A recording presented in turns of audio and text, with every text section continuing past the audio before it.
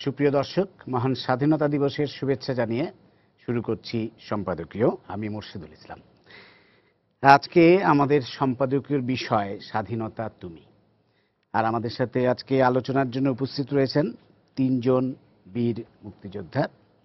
আমি পরিচয় করিয়ে দিচ্ছি। প্রথমেই রয়েছেন উবায়দুল মুক্তাদির চৌধুরী এমপি, বাংলাদেশ আওয়ামী লীগের কেন্দ্রীয় কমিটির সদস্য এবং পার্বত্য চট্টগ্রাম বিষয়ক সংসদীয় স্থায়ী কমিটির সভাপতি। রয়েছেন মেজর অবসরপ্রাপ্ত হামিদুল হোসেন তারেক বীর বিক্রম, এবং রয়েছেন নাসিরউদ্দিন ইউসুফ বাচ্চু, আপনারা জানেন বিশিষ্ট সাংস্কৃতিক ব্যক্তিত্ব। তো আমরা আলোচনা শুরু করব আজকে আমাদের স্বাধীনতা নিয়ে।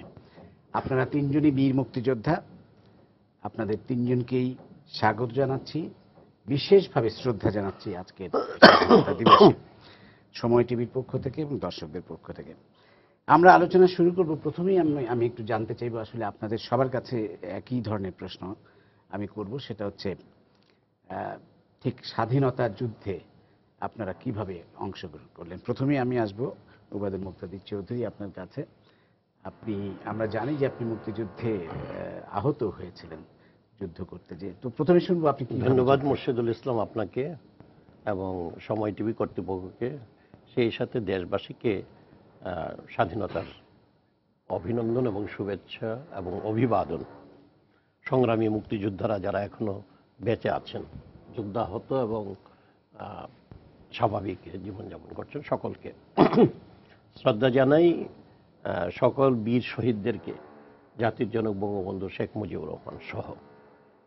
বস্তুত আমার ক্ষেত্রে বিষয়টা একটু ভিন্নতর। বাচ্চু ভাই বা তারেক সাহেবের হয়তো এরকম একই রকমের হতে পারে যে আমরা যখন ছাত্রলীগ করি, আমি 1969 সালে ঢাকা কলেজ ছাত্র সংসদের সাধারণ সম্পাদক হই, তখন থেকে আমি ছাত্রলীগের সাথে সম্পৃক্ত। তখন থেকে আমরা জানি যে আমাদের দেশটা পাকিস্তানের সাথে আমরা থাকতে পারবো না, বা পাকিস্তানের সাথে আমাদের থাকার কোনো কারণ নেই। 6 দফা তখন আর 6 দফাতে নেই, 1 দফাতে চলে গেছে অ্যাটলিস্ট ছাত্রলীগারদের কাছে। এবং ছাত্রলীগাররা এই মেসেজটা যতটা পারে, যেভাবে পারে, সেটা জনগণের কাছে পৌঁছিয়ে দেওয়ার চেষ্টা করছিল। এবং 70 সালে নির্বাচনের সময় যখন বঙ্গবন্ধুর নির্দেশে আমরা ছাত্রকর্মীরাও ভাগ ভাগ হয়ে সারা দেশে আমরা গিয়েছিলাম নির্বাচনী প্রচার অভিযান চালাতে। আমি গিয়েছিলাম সিলেট অঞ্চলে, সেখানেও কিন্তু আমরা এই মেসেজটাই দিয়েছি যে আমরা আলটিমেটলি আমাদেরকে নিজেদের রাষ্ট্র গড়ে তুলতে হবে। আমাদের মূল লক্ষ্যটা ছিল যে আমরা যারা বাংলা ভাষায় কথা বলে, বাংলা ভাষাভাষী মানুষ, তাদের একটি নিজস্ব রাষ্ট্র গড়ে তোলা। এবং সেটার জন্যই জাতির জনক বঙ্গবন্ধু শেখ মুজিবুর রহমান তার এই যে পূর্ব বাংলায় যেদিন এসছেন, তারপর থেকে তিনি যে পাকিস্তানিদের সাথে তার যে চলাফেরায় বা রাজনৈতিকভাবে যে অসুবিধাগুলা ফিল করছিলেন, যা তার অসমাপ্ত আত্মজীবনীতে উঠে এসেছে, সেখান থেকেই একটা ধারাবাহিকতা আসছে। এবং এটা আপনার ভাষা আন্দোলনে, 62-র ছাত্র আন্দোলনে, 66-র 6 দফা আন্দোলনে, 69-এর গহন অভ্যুত্থানে, 70-এর নির্বাচন, সব কিছু মিলে এমন একটা পরিপক্ক অবস্থা। আমি ছাত্রকর্মী হিসেবে আমার তখন মুক্তিযুদ্ধে যাওয়াটা খুবই একটা স্বাভাবিক ব্যাপার ছিল, এবং স্বাধীনতার বিষয়টা আমাদের কাছে খুবই একটা নর্মাল বিষয় হিসেবে আমরা দেখেছি। এবং আমরা যে মুক্তিযুদ্ধে গিয়েছি, তখন আমাদের কোনো অগ্র পশ্চাৎ ভাবনার কিছু নেই। অগ্রের ভাবনা ছিল, পশ্চাতের ভাবনা কিছু ছিল না। যে অগ্রে যেতে হবে, বাঙালিদের নিজস্ব রাষ্ট্র ব্যবস্থা গড়ে তুলতে হবে। বঙ্গবন্ধু 7ই মার্চে নয়, আপনাদের বাচ্চু ভাই নিশ্চয়ই স্মরণ আছে যে 3 নেতার মাজারের এখানে 5ই ডিসেম্বর 1969 বঙ্গবন্ধু আপনার সোহরাওয়ার্দী দিবসে বলেছিলেন যে এখন থেকে এই দেশের নাম হবে বাংলাদেশ। উনি এর আগে আরেকবার বলেছিলেন 64 সালে আমরা বলেছেন। এবং পূর্ব বাংলা নিয়ে যে এই দেশটাকে পূর্ব পাকিস্তান করে ফেলছে মাননীয় স্পিকার, তাহলে বাংলা শব্দটা তো শুধু বে অফ বেঙ্গল আর বেঙ্গল রয়্যাল বেঙ্গল টাইগার ছাড়া আর কোথাও খুঁজে পাওয়া যাবে না, এই অবস্থাটা। এই যে ধারাবাহিকতা, এই ধারাবাহিকতায় আমাদের মন মানসিকতা সবটাই তো স্বাধীনতার উপযোগী করে গড়ে তুলেছিলেন বঙ্গবন্ধু এবং বঙ্গবন্ধুর অনুসারীরা। সুতরাং আমাদের তো অন্য কোনো পথ ছিল না আমাদের সামনে পথই একটা ছিল, সেটা হলো মুক্তিযুদ্ধে অংশগ্রহণ করা, স্বাধীনতা যুদ্ধে অংশগ্রহণ করা, দেশটা স্বাধীন করা। আমি এইভাবে দেখি বিষয়টাকে, এবং আপনি সেভাবে যুদ্ধে আমি গেলেন যুদ্ধে কবে গিয়েছি। আপনি? জি, কবে গেলেন আপনি যুদ্ধে? আমি যুদ্ধে, আমার একটু ইয়ে আছে যে আমার দাদি মারা গিয়েছিলেন 23শে মার্চ। আমি চলে গিয়েছিলাম, আমি তখন ঢাকা কলেজের থেকে খবর পেয়ে আমি চলে গিয়েছিলাম। 25শে মার্চের সমস্ত ঘটনার সাথে ঢাকা শহরে যা হয়েছে তার সাথে আমি কোনো পরিচিতি নাই আমার। কিন্তু 26শে মার্চ সকালে যে জনগণের যে গ্রামমুখী হলেন আশ্রয়ের জন্য পাকিস্তানিদের অনস্লটের মুখে, এইটার সাথে কিন্তু আমি পরিচিত। এবং আশ্চর্য ব্যাপার, এটা অনেকেই হয়তো মানে অনেকের কাছে এটা অবাক করা কাণ্ডও হতে পারে, যে আমরা কিন্তু সেই দিন সকালেই আমরা একটা লিফলেট পেলাম যেখানে বঙ্গবন্ধু স্বাধীনতা ঘোষণা করেছেন, তোমরা যে যেখানে আছো তা রেসিস্ট করার জন্য এগিয়ে যাও। লিফলেটটার কথা বাচ্চু ভাই নিশ্চয়ই আপনার মনে আছে, সাইকেল স্টাইল। চট্টগ্রাম থেকে মনে হয় চট্টগ্রাম থেকে প্রথম চট্টগ্রাম, তখন সারা দেশে। প্রথম চট্টগ্রাম থেকে এটা হয়েছে, কিন্তু এই লিফলেটটা কিন্তু সারা দেশে একই সাথে আপনার পাওয়া গেছে। আচ্ছা। এবং এই যারা এই শরণার্থী, যারা আমরা শরণার্থী বলবো না ঠিক, অনেকে গ্রামে আশ্রয় নেওয়ার জন্য আশ্রয় প্রার্থীরা এটা কিন্তু সাথে নিয়ে গিয়েছেন। পরে আস্তে আস্তে অনেকে শরণার্থী হয়েছেন। প্রথম কিন্তু ভারতে কিন্তু সাধারণ মানুষ প্রথম ধাক্কায় যায়নি, ভারতে যাওয়া শুরু করলো রাজনীতি সচেতন মানুষেরা, এবং যে সমস্ত সেনাবাহিনীর যে সমস্ত কর্মকর্তারা সামনে আর তাদের কোনো পথ খোলা ছিল না, যেমন জিয়াউর রহমান সাহেবের সামনে আর কোনো পথ খোলা ছিল না, তারা তখন এটাতে গিয়েছেন। জিয়াউর রহমান সাহেব সম্ভবত 26 তারিখও নয়, 27 তারিখে উনি মুক্তিযুদ্ধে অংশগ্রহণ করেন প্রথমবারের মতো। 27 তারিখে, দুদিন পরে, একদিন পুরোপুরি একদিন পরে। তো এই অবস্থায় আমরা গিয়েছিলাম। আমি সেদিনই আমার আমার কথা যদি বলেন, আমি তো 69 সালের থেকেই 69 সন থেকেই তো আমি মুক্তিযুদ্ধের সাথে জড়িত আছি। সুতরাং যুদ্ধে যাওয়াটা আমার কাছে শুধু অস্ত্র হাতে যুদ্ধ নেওয়ার ব্যাপারটা হলো, আমি 26শে মার্চ থেকে সকাল থেকে বলতে পারেন আমি ব্রাহ্মণবাড়িয়াতে যে রেসিস্ট্যান্স গ্রুপ ছিল তাদের সাথে অংশগ্রহণ করেছি। তারা আওয়ামী লীগ, ছাত্রলীগ এর নেতৃত্বে, তখন আর অন্য কোনো দল ছিল না, ওই আমার ব্রাহ্মণবাড়িয়াতে কিন্তু অন্য দল ছিল না, তাদের নেতৃত্বে যে সংগ্রাম কমিটি ছিল সেই সংগ্রাম কমিটির সাথে আমি কাজ করা শুরু করলাম। কেন্দ্রীয় ছাত্রলীগের একজন তখন সাধারণ সম্পাদক ছিলাম, সেই কাজে অংশগ্রহণ করে ফেললাম, মুক্তিযুদ্ধে চলে গেলাম। ধন্যবাদ। আবার আসবো আপনার কাছে। মেজর হামিদুল হাসান তারেক বীর বিক্রম, আপনার কাছে আসবো। আপনি যুদ্ধের সময় আপনারা তিনজনই আসলে খুবই তরুণ ছিলেন, আমরা বুঝতেই পারছি। আপনি বলছিলেন যে আপনার বয়স, আমি ঢাকা কলেজের ছাত্র ছিলাম, সেই বোঝাই যাচ্ছে। তা আপনার বয়স ছিল 19 এবং আপনি তখনও আর্মিতে যোগ দেননি, আপনি বলছিলেন। পরবর্তীকালে যোগ দিয়েছেন এবং তখন যুদ্ধ করে আপনি বীর বিক্রম উপাধি পেয়েছেন। তা আপনার কাছে জানতে চাই আপনি কিভাবে যুদ্ধে গিয়েছিলেন। প্রথমে আপনাকে ধন্যবাদ, সময় টিভিকে ধন্যবাদ, এবং স্বাধীনতা দিবসে প্রিয় দেশবাসী সবাইকে ধন্যবাদ, এবং আমার সহ মুক্তিযোদ্ধা যারা আছে তাদেরকে স্মরণ করছি শহীদদের, স্মরণ করছি জাতির পিতা বঙ্গবন্ধু শেখ মুজিবুর রহমানকে, স্মরণ করি মিসেস ইন্দিরা গান্ধীকে, স্মরণ করি কোসিগিনকে, স্মরণ করি পাদগৌরনীকে, কারণ তাদের সহায়তায় না পেলে স্মরণ, এবং তার মধ্যেও স্মরণ করি ব্রেজনেভ। তার মধ্যে সবচেয়ে বেশি স্মরণ করি আমি ডিজিবিএসএফ রুস্তমজিকে। হ্যাঁ, কারণ উনি প্রথমে আমাদের জন্য বর্ডারটা খুলে দিয়েছিলেন। তখন ইন্দিরা গান্ধী জানতেনও না যে বর্ডার খোলা হয়েছে, উনি পরবর্তীকালে ইন্দিরা গান্ধীকে জানিয়েছিলেন, যেটা মানে রেকর্ডে আছে। যাই হোক, তো আমি মুক্তিযুদ্ধে যোগদান করলাম। আমার বাবা ছিলেন সৈয়দপুরে তখন SDPO, sub divisional police officer. আমি কলেজের ছাত্র, 19 বছর বয়স। তো তখন মানে আপনার 25শে মার্চ সকালবেলায় সৈয়দপুরে তো নন বেঙ্গলিদের জায়গা ছিল, আমরা বাঙালি, এবং 25শে মার্চ সকালবেলা পাকিস্তান আর্মি আমাদের বাড়ি আক্রমণ করে। এবং তখন আমাদের বাড়িতে যে পুলিশ ছিল, পুলিশরা এবং আমি জীবন তখন প্রথম এই 19 বছর বয়সে রাইফেল হাতে নিলাম, এবং আমাকে একজন শিখিয়ে দিল কীভাবে রাইফেলে বোল্টে গুলি ভরতে হবে এবং গুলি করতে হবে। এই আমরা 2.5 ঘন্টা পাকিস্তান আর্মির সাথে যুদ্ধ করলাম। তারপরে খুব স্বাভাবিক আমরা বন্দী হলাম, আমার বাবা মা ভাই বোনের উপর অকথ্য অত্যাচার হলো, আমিও বন্দী হলাম। আমি কত অত্যাচার হওয়ার পরে আমি একসময় আমি জ্ঞান হারিয়ে ফেললাম। আমি জানি না আমি কোথায় ছিলাম। পরবর্তীতে যখন আমার জ্ঞান ফিরলো তখন আমি দেখি আমি একটা অন্ধকার ঘরে পড়ে আছি, এবং আমি জানি না আল্লাহ পাকের অসীম দোয়ায় সেই অন্ধকার ঘর হাঁটতে হাঁটতে সেই জানালা দিয়ে আমি সেই সৈয়দপুর ক্যান্টনমেন্টের ভেতর থেকে পাকিস্তান আর্মির মানে ক্যাপটিভিটির ভেতর থেকে পালিয়ে সোজা একদম চলে গেলাম West Dinajpur Dangarhat border cross করে। এবং ওখানে যে আমি যেহেতু আমার একটু পরিচিতি ছিল ওখানে, তখন আওয়ামী লীগের এমপি ছিলেন রহিম সাহেব, পার্বতীপুরের এমপি ছিলেন খতিবুর রহমান সাহেব। ওনারা আমাকে পেয়ে বললো যে ঠিক আছে চলো আমরা একটা ইয়থ ক্যাম্প তৈরি করি। তখন আমরা একটা ইয়থ ক্যাম্প তৈরি করলাম, যেখানে মেজর জেনারেল ফজলুর রহমান উনি তখন ক্যাম্প কমান্ডার ছিলেন, তখন উনি ছাত্র ছিলেন, পরবর্তীতে আর্মিতে যোগদান করে মেজর জেনারেল হয়েছিলেন। আমি ওই ক্যাম্পের 2IC ছিলাম। পরবর্তীতে আমি একটা দল গঠন করি এবং আমি চলে যাই পানিকাটা মুক্তিযোদ্ধা ট্রেনিং ক্যাম্প দার্জিলিংয়ে। ওইখানে ট্রেনিংয়ের সময় আমি জানি না আমার মানে ইন্ডিয়ান সেনাবাহিনীর নজরে আমি পড়ে যাই আর কি। তখন তারা আমাকে পিক আপ করে এবং আমার সাথে আরও 120 জন ছাত্রকে পিক আপ করে।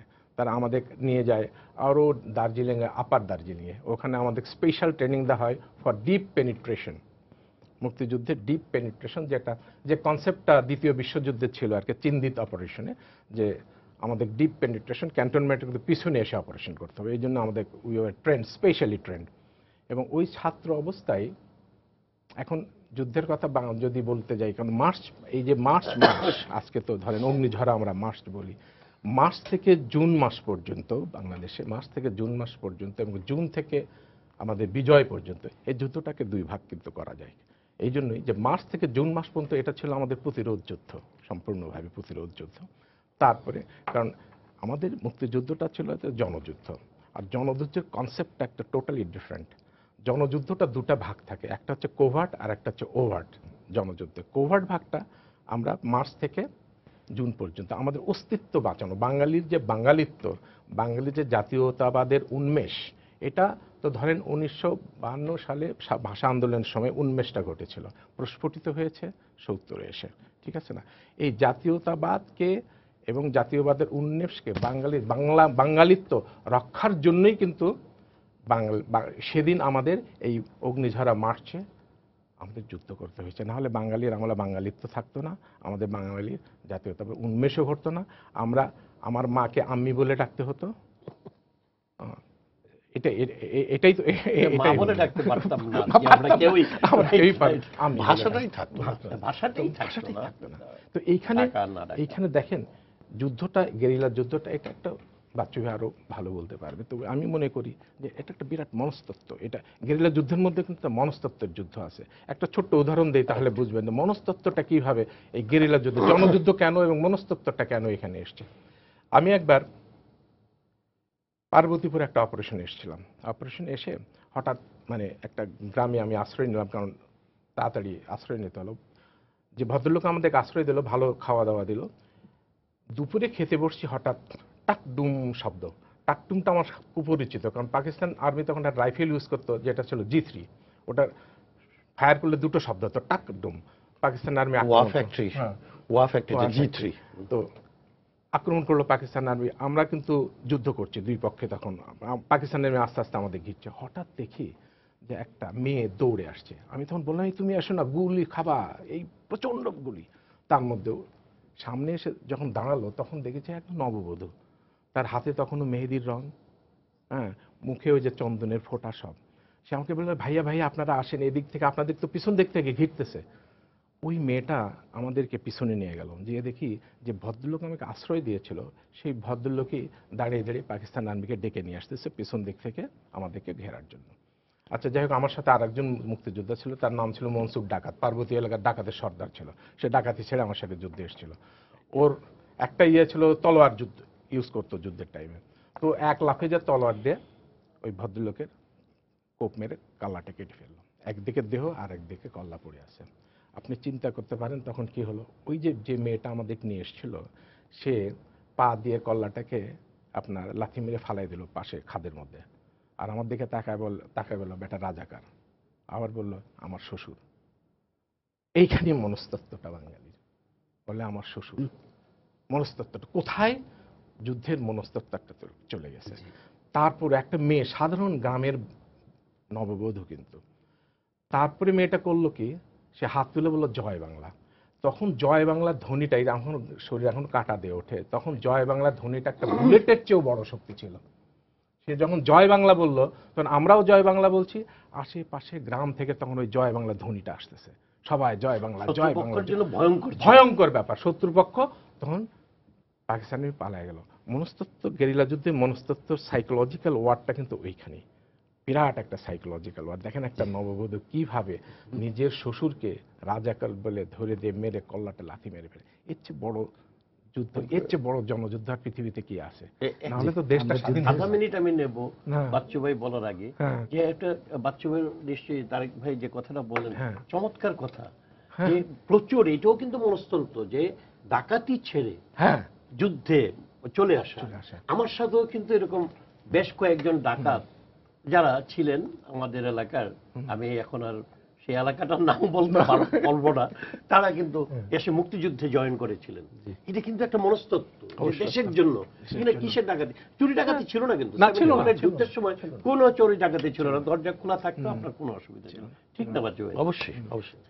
তো বাচ্চু ভাই, আপনার কাছে আসবো, আপনি কিভাবে যুদ্ধে গেলেন? আমার আসলে ওনাদের দুজনের কথা, বিশেষ করে আমাদের মুক্তাদির ভাই যখন বলছেন যে মুক্তির সংগ্রামের কথা, এটা খুব জরুরি। আসলে আমাদের 48-52 থেকে মুক্তির সংগ্রাম শুরু, 71-এ মুক্তিযুদ্ধ। সুতরাং মুক্তিযুদ্ধ মুক্তির সংগ্রামেরই একটি অংশ, পর্যায় মাত্র।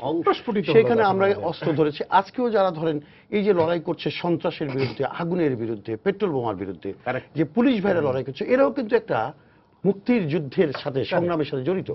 আসলে বুঝতে হবে যে এটাও খুব গুরুত্বপূর্ণ। আজকে 26শে মার্চ, 44 বছর পর আমরা স্বাধীনতা দিবসের দিন অবশ্যই বলতে বাধ্য যে এখন যা ঘটছে দেশে রাজনীতির নামে যে সন্ত্রাস, এটি স্বাধীন দেশে কাম্য ছিল না। এটি মুক্তিযুদ্ধের চেতনা নয়। এটি সম্পূর্ণ বিপরীতে, মানবিকতার বিপরীতে কাজটা করছে রাজনীতির নামে। আসলে একটা কথা বলতে, জয় বাংলা বললে সামগ্রিকভাবে সবই বোঝা যায়। 71 সালে কেন জয় বাংলা আমরা বলেছি, 70-এ কেন বলেছি, এবং তখনকার যে স্লোগানগুলি ছিল, এগুলি যদি একটু স্মরণ করি তাহলে দেখব, তোমার নেতা আমার নেতা শেখ মুজিব, শেখ মুজিব, এটা ছিল আমাদের স্লোগান। আরেকটা স্লোগান ছিল বীর বাঙালি অস্ত্র ধরো বাংলাদেশ স্বাধীন করো। আরেকটা হচ্ছে তোমার আমার ঠিকানা পদ্মা মেঘনা যমুনা। এখন আমার কথা হচ্ছে যে এই যে স্লোগানগুলি দিয়েছে, এর মধ্য দিয়ে তো প্রস্তুতি পর্বটা আমাদের শেষ। কিন্তু যেহেতু ইয়াহিয়া খানের সাথে একটা রাজনৈতিক, আমি অলওয়েজ বলি যে বঙ্গবন্ধুর সবচেয়ে চমৎকারিত্ব, বিচক্ষণতা কোথায়, উনি গণতান্ত্রিক সমস্ত রীতিনীতিগুলোকে এক্সস্ট করেছেন আগে, তারপর যুদ্ধের কথা বলছেন। কিন্তু প্রথম হচ্ছে উনি গণতান্ত্রিকভাবে ব্যাপারটার একটা ফায়সালা চেয়েছিলেন যে দুটি সংবিধান রচনা হবে, দুই দেশ দুইটা সংবিধান রচনা করো, কোনো অসুবিধা নেই, তারপরে আমরা অবশ্যই ঠিক করবো আমরা কিভাবে থাকবো। তার মানে উনি স্বাধীনতার ব্যাপারে সিদ্ধান্ত নিয়েছেন। এবং ওনার কথাগুলি পড়লে খুব ভালো লাগে ওই জায়গায়, যে উনি যেদিন 7ই মার্চে বক্তব্য রেখে বাড়িতে যে বেগম মুজিবকে বলেছেন যে আমি যা বলার বলে দিয়ে আসছি, এখন থেকে কামাল জামাল সহ সবাই সহ, আমাদের বর্তমান প্রধানমন্ত্রী, এরা সবাই সহ একসাথে থাকবো, এখন থেকে প্রত্যেক বেলা একসাথে ভাত খাবো। এটা কিন্তু খুব জরুরি আমাদের জন্য বোঝা। কিন্তু কেউ বলতে হয় না, ঠিকই মুক্তিযুদ্ধ চলে গেছে। এখন জিনিসটা হচ্ছে যে আমরা 8:30টার সময় 25 তারিখে 8:30টার সময় বঙ্গবন্ধুর বাসা থেকে 32 নম্বর থেকে আমরা ফিরি। আমাদেরকে তখন বলে দেওয়া হয় যে তোমরা চলে যাও। রাজ্জাক ভাই ছিল, তোফায়েল ভাই ছিল, অনেকে ছিল। আমরা ছাত্র সংগ্রাম পরিষদের তখন কর্মী, কিন্তু তখনও ছাত্র সংগ্রাম পরিষদ এবং একটি সংগ্রাম পরিষদ কিন্তু বঙ্গবন্ধু প্রতিটি পাড়া মহল্লায় তৈরি করেছিলেন, যারা কিন্তু শান্তি শৃঙ্খলা রক্ষা করতাম, তাই না মুক্তাদি ভাই? এবং সেই সাংগঠনিক তৎপরতা কিন্তু 25শে মার্চ রাতের বেলা হঠাৎ করে আমাদের সংগঠিত করে ফেলে। যখন পাকিস্তান আর্মি 11টা 5-এর দিকে ধরেন, আমাদের ধারণা যে তাদের আক্রমণটা সরাসরি অপারেশন সার্চ লাইট শুরু করে, তখন আমি কাকরাইলের মোড়ে, আমাদের দায়িত্ব ছিল পল্টন, কারো দায়িত্ব মালিবাগ, কারো মগবাজার, কারো পুরনো ঢাকা, নয়াবাজার সহ সব সিদ্দিক বাজার সহ সব এরকম, কারো নিউ মার্কেট, কারো নিউ মার্কেট। এই পুরো এলাকাটা এক একটা ভাগ করে দেওয়া হয়েছিল। আমাদের দায়িত্ব ছিল এখানে। হঠাৎ করে আমি 11টার কিছু পরে, ঠিক সময়টা বলতে পারবো না কারণ ওই বয়সে আমাদের ঘড়ি টড়ি তখন মাথায় নেই, আমরা রাস্তায় বসা, কিছু হাত বোমা আছে আর কিছু ইট পাটকেল আছে। এখন পাকিস্তান আর্মি এত শক্তি নিয়ে নামবে, ওরা যখন এসছে তখন ওরা ট্যাঙ্ক নিয়ে আসছে, ওরা 120mm গান, পরে শুনেছি এটা 120mm। ওরা এসে ওই যে প্রধান বিচারপতির বাড়িটা আছে আর আমাদের চার্চটা আছে না, প্রধান চার্চটা, ওইখানে মাঝখানে দাঁড়িয়ে, তখন এই আইল্যান্ডটা ছিল না। এখান থেকে সোজা আমাদের জোনাকির সামনে, কাকরাইল থেকে জোনাকি পর্যন্ত পুরোটা ব্যারিকেড, ওদিকে মালিবাগ ব্যারিকেড। দেখেন ওরা কোথায় যাবে আমরা তো জানি না, ওদের অপারেশনের প্ল্যানিং তো আমরা জানি না। যখন গানগুলি শুরু করলো ট্যাঙ্ক থেকে, তখন ভাবা যায় না কিরকম। সত্যি কথা বলতে একটা কবুল করতে হবে যে আমরা 15 মিনিট কোনো মতে এখানে টিকেছিলাম স্লোগান দিয়ে। তারপর ওরা রাস্তা করে বেরিয়ে গেল, আমরা কি করতে পারি দেখি, দুই পাশে আগুন দিয়ে বাড়িঘর পোড়াচ্ছে, দুই পাশের ঘরগুলি পড়ছে, রিক্সাওয়ালারা ছিল তাদেরকে মারলো, দিনমজুর যারা ছিল মারলো। আমরা ঘরের আড়াল থেকে দেখছি পাকা বিল্ডিং এর জানলা দিয়ে, আমরা তখন সরে পড়েছি। তারপরে দেখলাম যে হঠাৎ করে রাজারবাগে থেকে গোলাগুলি শুরু হলো। এই ধরেন 12টার একটু আগে রাজারবাগে প্রচন্ড গোলাগুলি, পাকিস্তান আর্মির আক্রমণ, বুঝতে পারলাম পুলিশ ভাইদের প্রতিহত। তারপরে দেখলাম যে ইয়েতে ইপিআর, যেটা ইস্ট পাকিস্তান রাইফেল বর্তমানে বিজেপি, সেইখানে। তারপরে দেখি ঢাকা মেডিকেল, ঢাকা ইউনিভার্সিটি, তারপরে নয়াবাজার, মানে কোনো জায়গা বাকি নাই যুদ্ধ চলছে না, ঢাকা শহর আগুন জ্বলছে। সেই পরিস্থিতিতে এই যে প্রতিরোধ যুদ্ধ শুরু, সেই যুদ্ধের মধ্য দিয়ে পুলিশ ভাইদেরকে রাত্রে আশ্রয় দেওয়া, তারা যারা সকালবেলা 26 তারিখে পালিয়ে আসলো কারফিউর মধ্যে, জোনাকি রাস্তাটা পার হলে তো পয়নাপল্টন, এটা পার হয়ে আসছে, আমরা তাদের খাওয়া দিয়েছি, মহল্লার সমস্ত লোক মিলে রাইফেল টাইফেল রেখে দিয়েছি, কারো থেকে অস্ত্র রেখেছে। সেরকম 7টি অস্ত্র দিয়ে পরবর্তী পর্যায়ে 2রা এপ্রিল কেরানীগঞ্জে আমাদের যুদ্ধটা শুরু। এই হচ্ছে আমার যুদ্ধের সংক্ষিপ্ত একটা প্রারম্ভিক। আমি একা নই, আমার মতো এরকম শত শত হাজার তরুণ সেদিন, লক্ষ মানে প্রথম ঢাকা শহরে বলছি, কয়েক হাজার তরুণ হয়তো সিদ্ধান্ত নিয়েছিল যে তারা লড়াই করবে, যুদ্ধ করবে। পরে সেটি তো আমরা কয়েক লক্ষ মুক্তিযোদ্ধা শেষ পর্যন্ত তৈরি হয়েছে, কিন্তু সেটা তো দীর্ঘ সময়ের ব্যাপার। মানে আমাদের ট্রেনিং হয়েছে, আমাদের নিজস্ব জায়গা তৈরি হয়েছে, আমরা নিজস্ব ভূমি দখল করেছি, ভারতের সাহায্য সহযোগিতা আমাদের ছিল, ট্রেনিং ছিল, খাওয়া ছিল, কাপড় দিয়েছে, মানে সমস্ত কিছু নিয়ে প্রশিক্ষণ নিয়ে আবার বাংলাদেশের অভ্যন্তরে প্রবেশ করে লড়াই করেছে। সে ভিন্ন প্রসঙ্গ। কিন্তু আমাদের মনে রাখতে হবে যে 8:30টায় যখন বঙ্গবন্ধুর বাসা থেকে আমরা চলে আসি, তখন মোটামুটি একটা আমাদেরকে আন্ডারস্ট্যান্ড দিয়েছিল যে আজকে রাত্রে যাই হবে তোমরা তোমাদের দায়িত্বে প্রতিরোধ করতে হবে। ওই মানসিক প্রস্তুতিটা তখন কর্মী হিসাবে আমাদের ছিল বলেই আমরা বাংলাদেশটা হিসেবে তো আপনার মানসিক প্রস্তুতি আগে থেকেই ছিল। আগে 7ই মার্চ 17ই মার্চে আপনার মনে আছে বঙ্গবন্ধু বললেন জাহান্নামের আগুনে বসিয়া আমি পুষ্পের হাসিয়া। তারপরে 23শে মার্চ বঙ্গবন্ধু স্বাধীন বাংলাদেশের পতাকা তুললেন উনি, যেদিন পাকিস্তান রিপাবলিক ডে। এটা অনেকে যারা প্রশ্ন তুলে তারা তো জানে না পাকিস্তানের রিপাবলিক ডে, আচ্ছা 2 জায়গায় পতাকা উঠেছিল পাকিস্তানের। একটা হচ্ছে ক্যান্টনমেন্ট, আরেকটা হচ্ছে এখনকার গণভবন যেটা বলি, এটা হচ্ছে গভর্নর হাউস। এই 2টা জায়গায় পাকিস্তানের ফ্ল্যাগ ছিল, আর কোথাও বাংলাদেশ। ওই তো আপনারা আসগর খান, এয়ার মার্শাল আসগর খান বললেন যে আমি তো এই 2 জায়গা ছাড়া আর কোথাও পাকিস্তানের পতাকা দেখলাম না। আজকে ওইটা 32তম ইন্ডিপেন্ডেন্ট কান্ট্রি। আমরা ভুল করি, আমাদের 26শে মার্চ স্বাধীনতা দিবস। কেন স্বাধীনতা? 26শে মার্চ বঙ্গবন্ধুর স্বাধীনতা ঘোষণাটা আমরা প্রথম রেডিও মারফত শুনতে পাই, মানে স্বাধীন বাংলা বিপ্লবী বেলাল মোহাম্মদ, তারপরে আমাদের আব্দুল্লাহ ফারুক এখনো বেঁচে আছেন, আবুল কাসেম পাঠ করলেন, খুব ইম্পর্টেন্ট এটা। এবং এই ঘোষণাটার বলে আমাদের স্বাধীনতা এস্টাবলিশ হলো, বাংলাদেশ বিশ্ব মানচিত্রে স্বাধীন রাষ্ট্র। 16ই ডিসেম্বর বিজয় দিবস কিন্তু। সুতরাং এই কয় মাস কিন্তু দখলদার বাহিনী ছিল পাকিস্তানিরা। সুতরাং বঙ্গবন্ধুর সবচেয়ে ইউনিকনেস হচ্ছে তার নেতৃত্বে, যে উনি গণতান্ত্রিক একটা স্ট্রাগলের মধ্যে দিয়ে পুরো জাতিকে তৈরি করেছেন এবং সমস্ত গণতান্ত্রিক রীতিনীতি এক্সস্ট করেছেন, সমস্ত নেগোসিয়েশন শেষ করেছেন।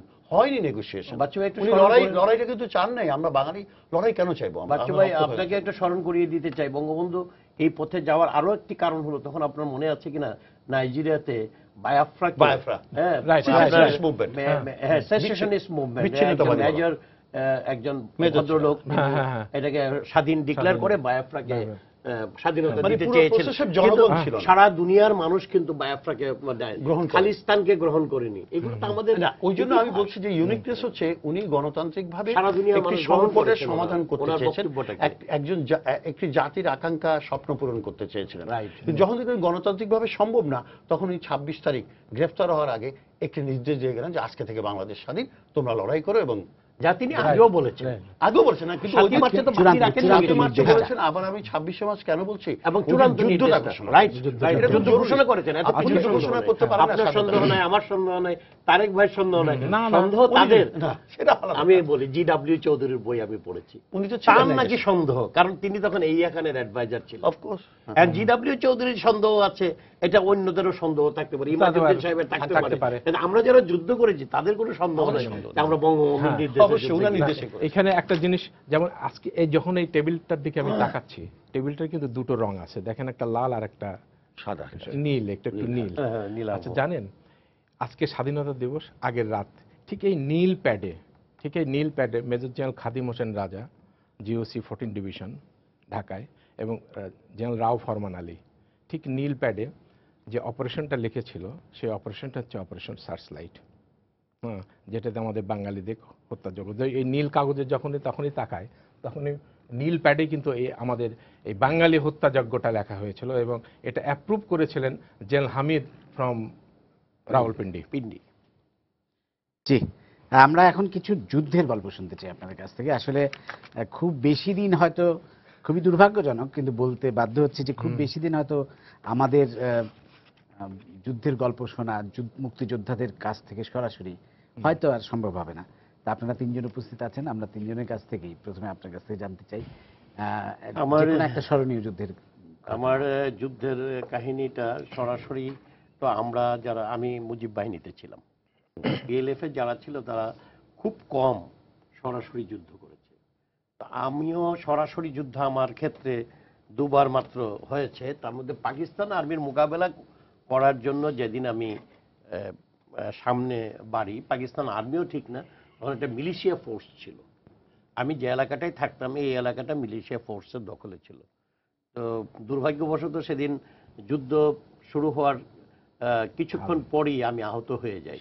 সুতরাং পুরোপুরি যুদ্ধটাকে আমি উপভোগ করতে পারিনি, যুদ্ধটাকে আমি উপভোগ করতে পারিনি, কারণ আমিও যুদ্ধ করতে পারিনি। আমরা তখন রিট্রিট করে কোনো রকমে সারা রাত রাস্তা পার হয়ে রাতের ভিতরে আগরতলাতে গিয়ে পৌঁছতে হয়েছিল ভোর রাতের ভিতরে। আর ঘটনাটা ঘটেছিল, প্রচন্ড বৃষ্টি ছিল, তুষারপাত হচ্ছিল। কোন জায়গাটা? এটা হলো আপনার ব্রাহ্মণবাড়িয়ার উপকণ্ঠে একটা জায়গা আছে, এই জায়গাটার নাম ঠিক জায়গাটার নাম বটতলী। বটতলী আছে একটা জায়গা আপনার, এটা নাটাই ইউনিয়নে পড়েছে সেই জায়গাটাতে। তো সেই জায়গায় একটা মিলিশিয়া ক্যাম্প ছিল, যারা কালো কাপড় পরতো মিলিশিয়ারা। হ্যাঁ, তো তাদের সাথে তাদের ক্যাম্প আক্রমণ করার পরপরই এরকম ঘটনা ঘটে, যেটা আমার বন্ধুরা আমাকে তখন ইম্প্রোভাইজ কি বলে এটাকে, আপনার স্ট্রেচার বানিয়ে আমাকে নিয়ে গিয়েছিল। সুতরাং যুদ্ধটা আসলে আমি উপভোগ করতে পারিনি। এর আগে যেটা ঘটেছে, আমরা 2-4টি চেয়ারম্যান, শান্তি কমিটির চেয়ারম্যানের বাড়িতে আক্রমণ করেছি। এগুলো উল্লেখযোগ্য কোনো ঘটনা না, এটা আমার জীবনের একটি উল্লেখযোগ্য ঘটনা। আসলে আমি যেদিন প্রথম ইন্ডাকশন হই, এটা আমি ইন্ডাকশন হই, এবং ইন্ডাকশন হওয়ার সময় আপনার ঘুটঘুটে অন্ধকার, তখন বৃষ্টি ছিল। কোন মাসটা আমার ঠিক খেয়াল নেই, জুন জুলাই হবে। আমরা প্রথম ব্যাচ জুলাই মাসে আমরা আসছিলাম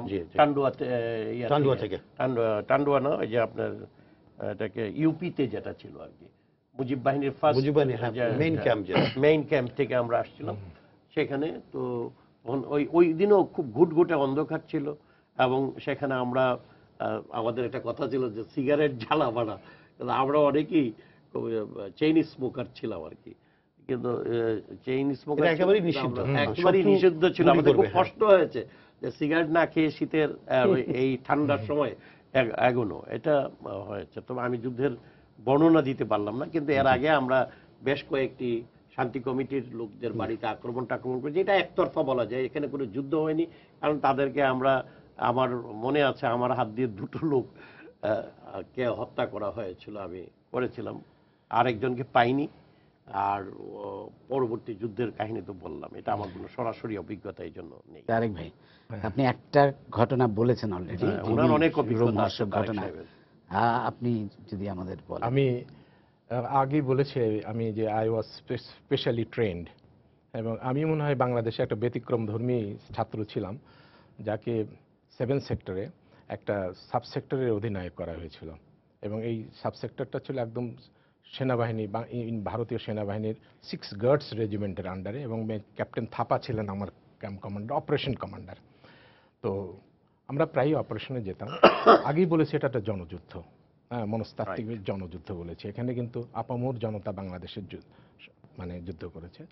তো এদের কথা যখন মনে পড়ে, জনগণের, সাধারণ জনগণের কথা যখন মনে, কিভাবে যুদ্ধ করেছে এখানে জনগণ মানে আমি বলছি কিন্তু মানে একদম বাচ্চা থেকে আরম্ভ করে সবাই। আমি একটা কিশোর মুক্তিযোদ্ধার কথা বলি, যার কথা সবসময় বলি, কারণ ভুলতে পারি না কথাটা। একদিন তাঁবুতে বসে আছি, হঠাৎ কান্নার শব্দ, তাঁবু খুলে বেরিয়ে দেখি যে 12-13 বছরের একটা ছেলেকে আমার মুক্তিযোদ্ধারা ধরে মারতেছে। তাই আমি বললাম, এরে মারতেছো কেন? তবে স্যার, এ তো আমার গ্রামের, এ স্যার চোর, এর বাপও চোর, এও চোর, দুইজনে বাপ বেটা একসাথে চুরি করে, ক্যাম্পের মধ্যে আসছে স্যার, চুরি করতে আসছে। তো ছেলেটা আমার পা জড়ায় ধরলো, এসে বলে কি, স্যার আমার গ্রামের ও স্যার, কিন্তু আমি চুরি করতে আসি না স্যার, বাপরে পাকিস্তানের মেরে ফেলছে, আমি আসছি যুদ্ধ করতে। আমি বলি, বেটা তুই যুদ্ধ করবি কি? ওর ফটোটা এখনও আমার কাছে আছে, মাঝে মাঝে দেখায়। রাইফেল দিলে রাইফেল তার চেয়ে বড় হয়ে যায়। যাই হোক, ক্যাম্পে তো অনেক ছেলে আছে থাকে। কয়েকদিন পরে আমার কমান্ডার বলে যে, sir this boy is a great fighter, খুব ভালো যুদ্ধ করে। যাই হোক, 22শে নভেম্বরে আমি 6 গাট রেজিমেন্টের সঙ্গে মার্জ হয়ে গেলাম, ইন্ডিয়ান 6 গাট রেজিমেন্ট। আমার জিওসি তখন ছিলেন জেনারেল লাসমান সিং, 6 গাট রেজিমেন্ট। তখন আমাদের উপর হুকুম হলো, গো হ্যাড, তোমরা চলে যাও। তা আমি যেখানে আমার ডিফেন্স পজিশন ছিল সেটা পশ্চিম দিনাজপুর, মানে ফুলবাড়ি এবং দিনাজপুরের মাঝখানে মোহনপুর নামে একটা ব্রিজ আছে, ওখানে পাকিস্তানিদের 45 ডিফেন্স, ওইটাকে আক্রমণ করে তারপর আমাদের সামনে প্রসিড করতে হবে। 6 গাট রেজিমেন্ট আক্রমণ করবে। তো আপনারা সবাই জানেন, বাচ্চু ভাইও জানে, আক্রমণ আগে র্যাকি করতে হয়। র্যাকি করতে মেজর ঢিলান তার ইন্ডিয়ান আর্মি ট্রুপস নিছে, আমি আমার মুক্তিযোদ্ধা নিয়েছি, বাচ্চা ছেলেটাকেও নিয়েছি, ওর নাম ছিল সুলাইমান। তো আমরা গেলাম, যাওয়ার পরে ক্যাম্পের ধরেন ওই আর্মি পজিশনের, পাকিস্তান আর্মির পজিশনের ওই 1000 গজ দূরে যে ইন্ডিয়ান মেজর সাহেব থেমে গেলেন, মেজর ঢিলন সাহেব, উনি আর যাবেন না, উনি রাত্রেবেলা বাইনোকুলার দিয়ে দেখে। তো আমার সুলাইমান বলে যে, স্যার ইন্ডিয়ান মেজর সাহেবের সাহস নাই, আমি যে স্যার দেখে আসি পাকিস্তান আর্মি কী করে। তো মেজর সাহেব যে মাথা খারাপ, এটা 45 ডিফেন্স, এখানে এলএমজি লাগানো আছে, মাইন ফিল্ড আছে, প্রোটেক্টিভ মাইন ফিল্ড আছে, গেলেই তো হয় মাইনে পা পড়বে বা ফিক্সড লাইনে এলএমজি লাগানো আছে, মেরে ফেলবে। তো সুলাইমান শুনলো না, রাইফেলটা দিয়ে দৌড় মারছে। তার মেজর সাহেব আমার গালাগালি করতেছে, এই ছেলেটা এই কিছুক্ষণের মধ্যে গুলির শব্দ শুনবে না হয় মাইনের শব্দ শুনবে। আমি চিন্তা করলাম, এত বাচ্চা ছেলেরে পাঠালাম, ছেলেটা মারা যাবে, চিন্তা ভাবনা করতেছি। এই আপনার 30 কি 35 মিনিট পর দেখি আমার সুলাইমান ফেরত আসলো। তো হাতের মধ্যে দেখি একটা ট্রানজিস্টার, কাঁধের মধ্যে 2টা রাইফেল। তো আমার দেখে বলে কি, স্যার কিছু মনে করবেন না তো, চোর মানুষ তো, বাংকারের মধ্যে ঢুকে ট্রানজিস্টারটা দেখছি, ওইটা স্যার চুরি করছি। হ্যাঁ, আর 2টা রাইফেল পাইছে স্যার, রাইফেল কাঁধে নিছি।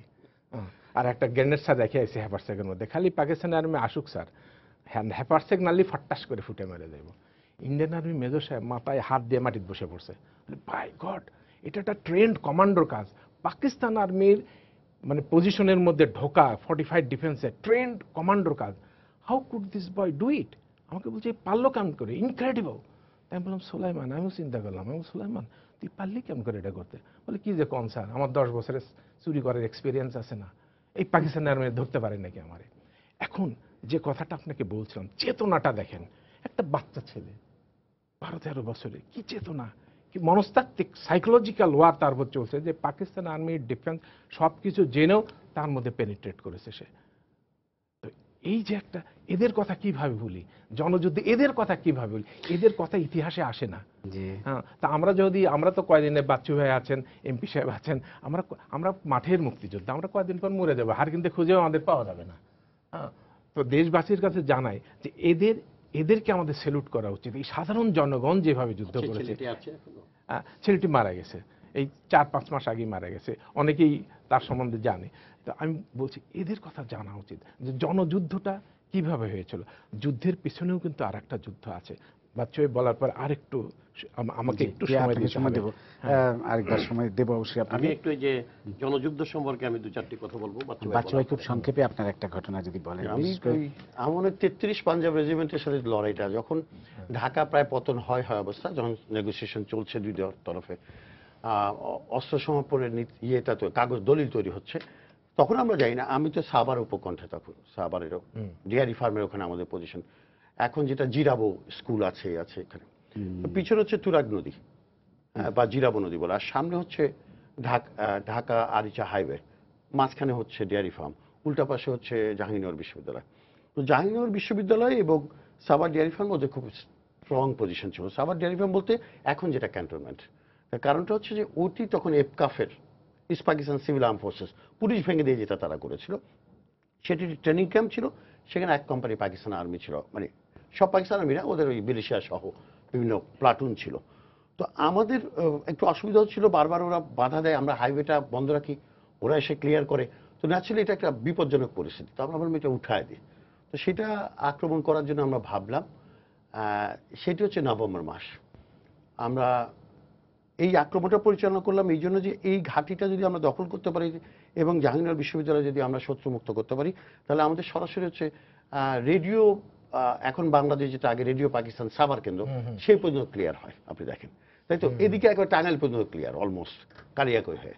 তো আমরা এক রাতে আক্রমণ করলাম। সেদিন আমার অপারেশন যাওয়ার কথা, সেদিন আমার যাওয়ার কথা ক্যাপ্টেন হালিম চৌধুরীর সাথে সেক্টর 2 একটা মিটিং। তো আমি হেঁটে চলে যাব মানিকগঞ্জ, রাস্তা পার হতে পারি না, প্রচন্ড সেদিন ঘাট ছিল। হঠাৎ করে আমি থেকে গেছি সাভার ডেয়ারি ফার্মে ডাক্তার সাহেবের বাসায়। হিরণ কিরণ তার 2 ছেলে আমার সাথে মুক্তিযুদ্ধ ছিল। হঠাৎ রাতে বেলা দেখি আমাদের সোলজাররা অ্যাটাক করেছে। তো ওরা আবার জানে আমি কোথায়, সেজন্য অ্যাটাক করেছে, পাকিস্তান আর্মি রেজিস্ট করেছে, ওরা উইথড্র করেছে। এত বেশি এইচএমজির গুলি আসতেছিল আর এমএলজির গুলি যে আমাদের 2টা এলএমজি কিছুই করতে পারছে না, আর একটা 2 ইঞ্চ মোটর, আপনি কি করবেন? এসআরআর আছে, বাট দেন এগুলি পাকিস্তান আর্মির সাথে তেমন কিছু না। তাদের এমএনজি এইচএমজি আছে, which is dangerous, and 3 inch motor আছে। তো প্রায় আমার 150 সোলজার ওরা এসে আমার ডেয়ারি ফার্মে যখন পজিশন নিল, তখন আমি বেরিয়ে জিজ্ঞেস করলাম কি হয়েছে তোমাদের, বলে আমি বললাম আচ্ছা ঠিক আছে, এখন তো কি করবে? বললো আমি চলে গেলে তো কালকে ক্যাম্প পুড়িয়ে দেবে, তারা গ্রাম তছনছ করবে, আজকে যেভাবে হোক শেষ করতে হবে ঘটনাটা। কিন্তু নিয়ম নাই, তুমি আবার একটা খোঁচা দেওয়া শত্রুকে তুমি দ্বিতীয়বার আক্রমণ করতে পারো না, তোমার পজিশন এক্সপোজ।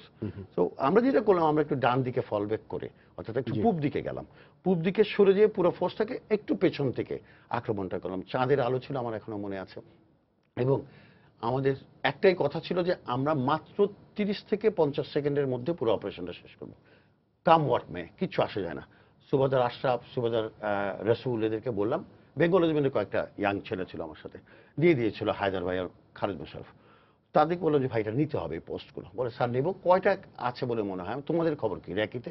ও স্যার 3টা বড় ভালো বাংকার আছে, এই 3টার জন্য 6টা ছেলে দেন যারা সাহস করবে। তখন আমরা ইউআই প্লাটুন, যেটা আপনি বাচ্চা বলছেন, এই ছেলেগুলো আননোন গ্রামের ছেলে,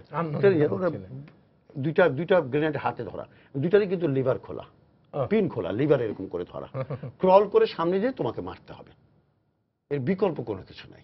সেই রকম অদ্ভুত একটা চলচ্চিত্রের মতো ওইভাবে, হ্যাঁ, এগিয়ে যে আস্তে আস্তে আস্তে তাও পাতার খসখস শব্দ হচ্ছে, ওর মধ্যে আস্তে আস্তে যে ওরা জাস্ট আওয়াজটা করবে আর আমরা অ্যাটাক বলে দৌড় দেবো, হ্যাঁ, জয় বাংলা বলে, এক্স্যাক্টলি ওভাররান করা বলে এটা, ক্যাম্পগুলোকে ওভাররান করতে হবে শত্রুর ডেরা। সেটা আমরা সফলভাবে করেছিলাম, আমাদের মাত্র 3 জন উইন্ডেড হয়েছিল। জি ধন্যবাদ। আমি আপনার একটা ঘটনা শুনবো, আমাদের সময় নাই, আপনি কি কিছু বলবেন? আমি কিছু একটু বলতে চাই। আমি এটা আজকের প্রেক্ষাপটটা আমাদের বোঝা উচিত। তখন কিন্তু আমরা প্রচুর জনযুদ্ধ যে কথাটা বলেছেন, এটা একটি যথার্থ কথা, কারণ আমরা প্রচুর সহযোগিতা পেয়েছিলাম তখনকার সময়ে। অনেক রাজাকারের কাছ থেকেও আমরা সহযোগিতা পেয়েছিলাম। শান্তি কমিটির অনেক শান্তি কমিটিকে ব্যবহার করেছে, যেমন আমরা আইডি কার্ড, আমাদের লোকদেরকে আইডি কার্ড দিয়ে চলাচলের সুবিধার জন্য আইডি কার্ড দেওয়া প্রয়োজন ছিল, কারণ প্রায় আমাদেরকে বিভিন্ন জায়গায়, কঠিন জায়গায় যেতে হতো, রেকি করতে যেতে হতো।